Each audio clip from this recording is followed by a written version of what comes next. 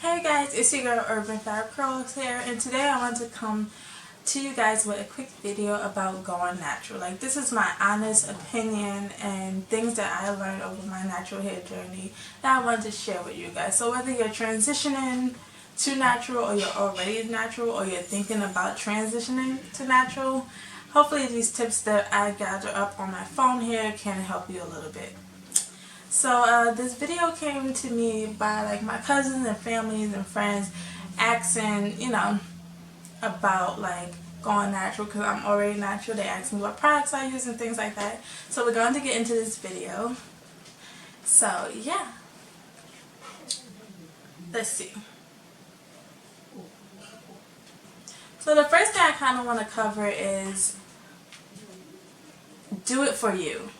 And what I mean by that is that sometimes people can be influenced to do certain things through social media. Like, you see a lot of people natural, you might think about going natural. You should not do it because you see other people doing it or that it seems popular at the time. You should do it for you. When I went natural, I was doing it because I wanted something different. I had like straight long hair all my life that I can remember, and I wanted something different. And so I started like searching videos, and like natural hair came up, and I was just like, I want to try that. But it was because like my initial thoughts was I wanted something different with my hair. So going natural seemed like the good thing to do for me. Something different, something new. So I just want to say, do it for you, and don't do it because you see other people doing it. Because it is a lot of work and you have to be ready for it. So the next thing I want to get into is low manipulation styles.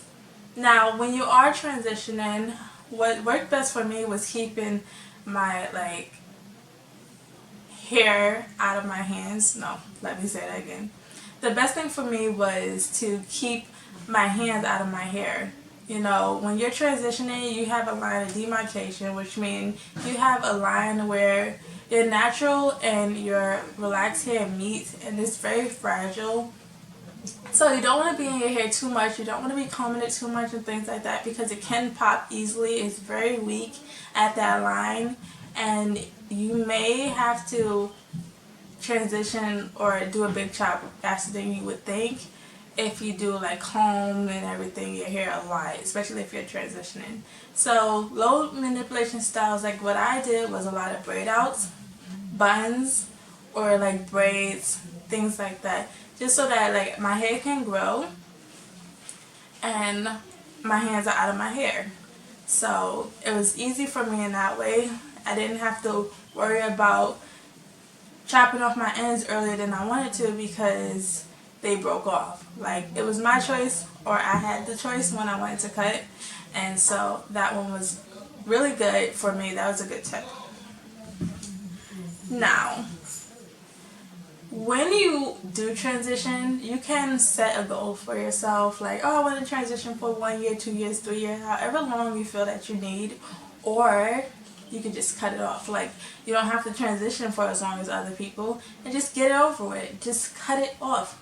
Cut it, cut it, cut it, cut it. But yeah, so I transitioned for a year. I felt that was best for me. You know, your hair is going to be short anyway, depending on how, far you transition. So just cut it off.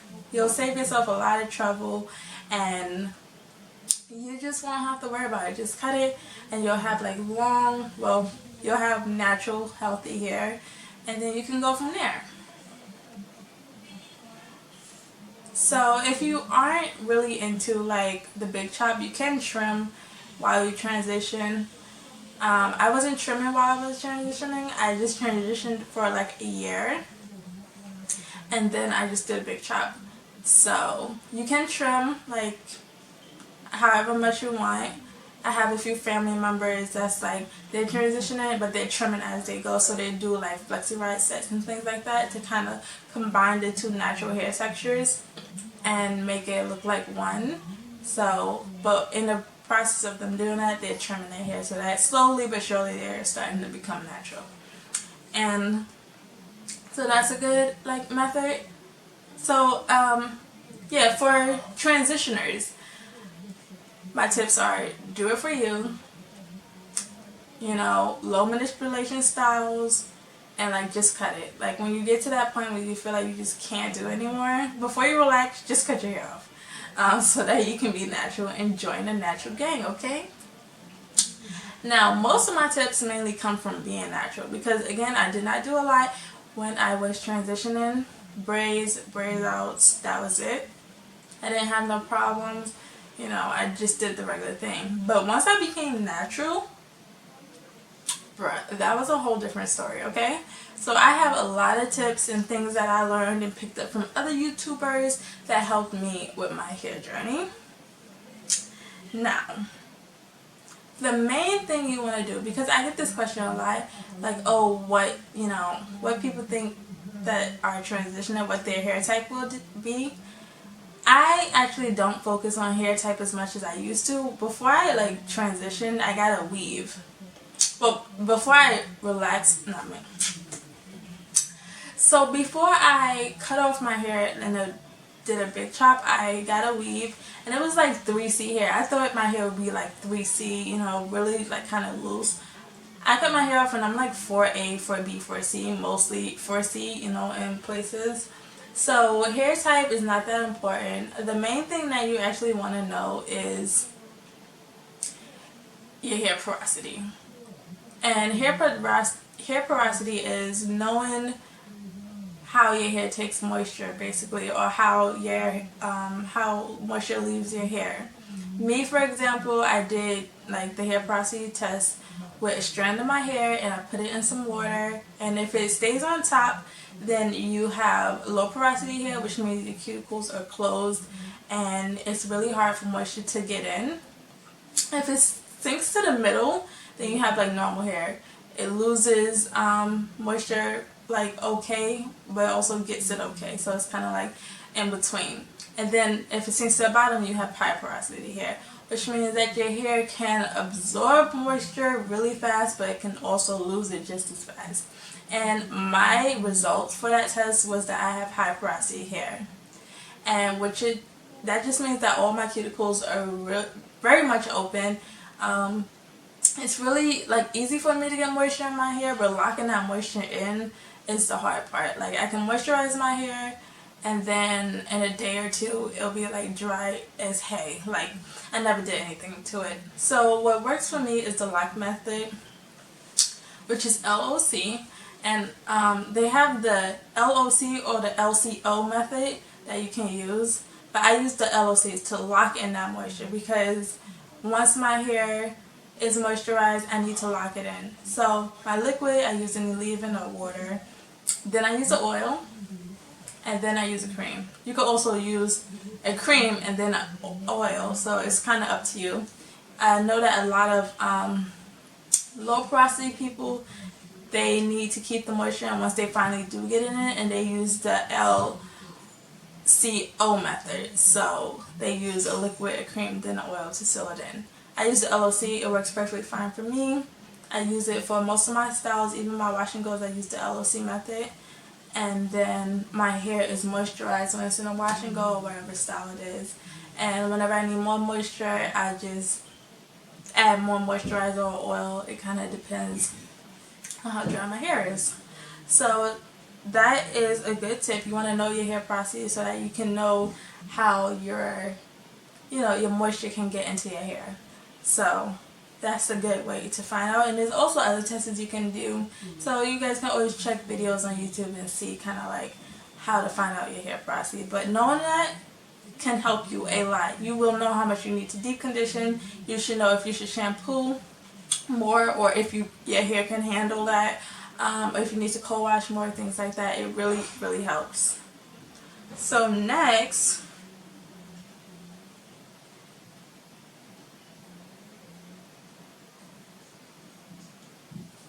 I want to talk about dryness. Now, I knew dryness would come when I cut my relaxed ends off, but I didn't know how serious it was going to be. And part of that was because I didn't know my hair porosity. I didn't do my hair porosity test until probably like a year into my natural hair journey or something like that. So my hair was dry, and I didn't know why it was dry. I'm like, I'm moisturizing it, but it's still dry. So I didn't know like I was supposed to lock things in and stuff like that. That's why it is important to find out, how your hair can hold in moisture. I dealt with dryness the best I could before I found out my hair porosity, which really helped. But yeah, you want to, like, if you do suffer from dryness, just deep condition. Deep conditioning will save your life, I'm telling you. It will save you so much time and effort. Like, just deep condition. You can put in regular conditioners, mix an oil or two in there, make that a deep conditioner, put a cap on. You want to deep condition. Like, deep conditioning will be your best friend. I deep condition every week.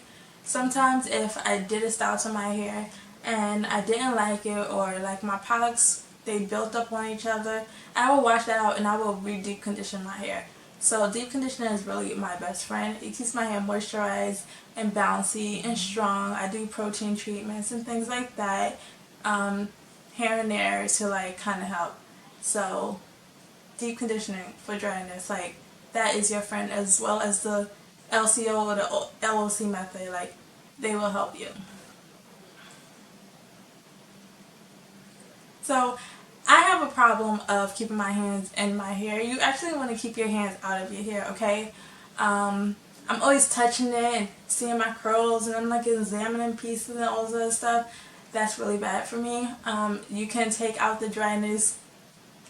You can take out the moisture in your hair when you touch your hair a lot. So try to keep your hands out of your hair. I don't know what to do with your hands. Get a fidget cube, something to keep your hands out of your hair, because that takes away the moisture. So you want to just keep your hands out and just leave it alone. Just leave it alone, because it's fine. See? I need to stop. But yeah.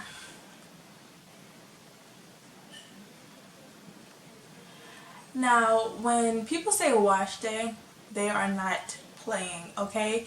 It literally takes a whole day to do your hair. Between pre-pooing, shampooing, conditioning, detangling, deep conditioning, washing that out, and you gotta style your hair, it takes a full day. So when you do become natural, you need to take your time. You need to make time for your hair, and you need to just set aside like a day for your hair, because all that, you don't want to rush it. You can snag something when you're detangling. You can, like, when you rush, you can damage your hair, because your hair is still fragile, no matter what. Things can pop easily. 4C hair especially is prone to breakage. Like, it does not matter. You have to be careful. It takes a full day. You need that full day. Do not think you can cut corners, because you can't. Like, for me especially, it takes me like a good 2 days. Like, I'll deep condition my hair overnight, then I'll wake up and I'll like style it and stuff like that. Then they got dry for like 24 hours. Like, but I make time for my hair, and if I can't make time for my hair and I know I have a busy week coming up, then I will extra moisturize my hair or do a style I know will last, for as long as I need it to. That's why I love to do my wash and goes, because, for example, I'm doing 8 days again this week, and I don't have time to do my hair. So I put in a wash and go. It's super moisturized right now, and this will last me. You guys seen my other wash and go lasting 17 days? Do styles that you know will last you, because you know, if you can't make time, you need to have you can't neglect your hair. You just make sure it's moisturized. It's one of those things. It's that important. Like, you don't want to rush, because things can happen, and you just want to take your time. So when they say wash day, they're not playing. It's a full day. Now, my problem was that I became a product junkie. Like, I just bought everything I see on YouTube and things like that. Like, whenever I went to the store, you have to drag me out the hair aisle, because I'm just like loving all new products. But the thing is, like, your hair don't know what it's gonna like for a while, so you want to start off with things that's probably more affordable, just because you want to get to know your hair first, see what it's like, see what it don't like. You don't want to spend $30-40 on a product and your hair don't like it. So I started off like cheap, but I just bought a lot of cheap stuff and just a lot of products in general. So you don't want to become a product junkie and then your hair like don't like most of it. I gave a lot away to my friends, because I bought everything that I could, and then most of it didn't work for me. So you just want to kind of like stick to like the little things. A basic shampoo, basic conditioner, something that gives you slip so you can detangle, a deep conditioner. Like you don't have to have 1,001 things. It's not necessary. Just something that will moisturize your hair and, you know, whatever pertains to your hair needs. Like you don't need too many things. You can get, it's fun to buy, but your hair is really simple, and like sometimes putting all the stuff in can do the opposite of what you want.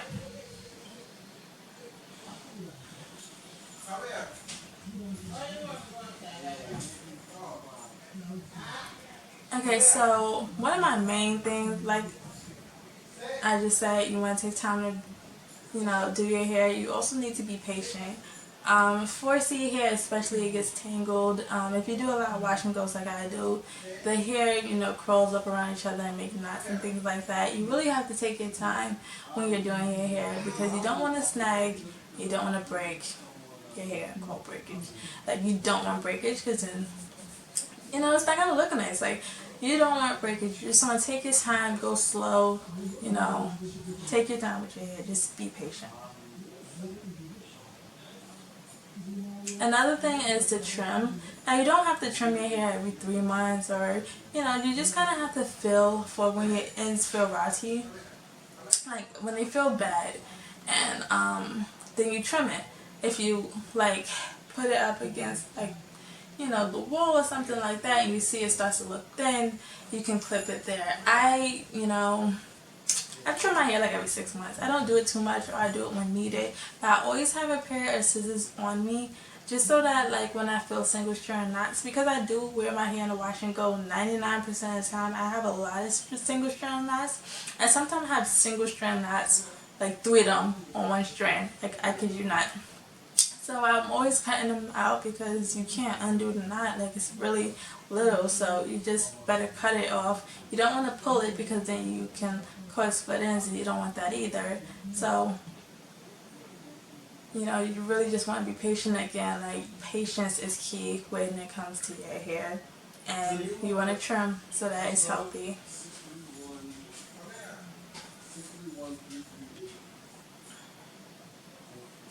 Now another important thing is what you use on your hair. You don't want to use towels because they can, unless it's a microfiber towel, but if it's like a regular house towel that you use on your body, you don't want to use that on your hair because again, it can snag your hair. It's better to use like cotton t-shirts or, you know, things like that, microfiber towels, so that the fibers are really small and it doesn't like snag your hair. So those are important. You also want to only sleep on satin, you know, pillowcases, or use satin scarves when you tie up your hair. You don't want anything cotton because that can, again, take away the moisture from your hair. You don't want to use, yeah, you can use like,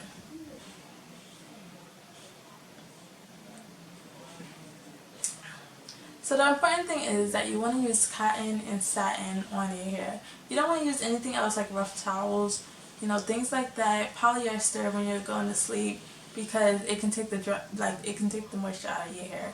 So use satin scarves and pillowcases and things like that, or microfiber towels when you want to dry your hair, just so that it doesn't take out the dryness and it doesn't snag your hair. A good thing is to have a routine. You want to know how many times you're doing it. You want to know how many times a week you're going to shampoo your hair, or cold wash, deep condition, do a protein treatment. There's a lot to come with natural hair, and you just want to make time for all of it. And kind of, you could write it in a calendar, when did you do what, because you don't want to put too much protein in your hair and your hair becomes dry and break off, and you don't want to put not enough and then it's not strong enough and it breaks off. You know what I mean? It's kind of like you want to keep up with things like that. I do a protein treatment like once a month or once every other month. So I'm just keeping track of it so that like I know what my hair needs. You also can go based off of what you feel, and that will tell you like what your hair needs as well. Now I did just mention single strand knots. Single strand knot comes from our hair being curly. It's curly and it's like tying your shoe. It forms a knot. You can't really avoid it. The best thing to do is to cut it. Something that's really important is that when you do the big chop, mind you, depending on how long you transition, you're gonna look like a little kid. So the best thing to do is have confidence. Like when I cut my hair, it was like so short. I can insert a picture for you guys. It was so short, but I still rocked it. Like my hair was down my back. Like you gotta have confidence because your hair is gonna be small. You're gonna feel like a kid sometimes, and like you don't wanna look like you're not confident or you feel type of way because your hair is short. Like rock it like as if it was a 32-inch weave or something, because it's really beautiful. Natural hair is lovely. I love it. But when I first started, it was really short, and I still had confidence. I was gonna rock it like no matter what length it was. Like you gotta just have confidence and you'll be fine.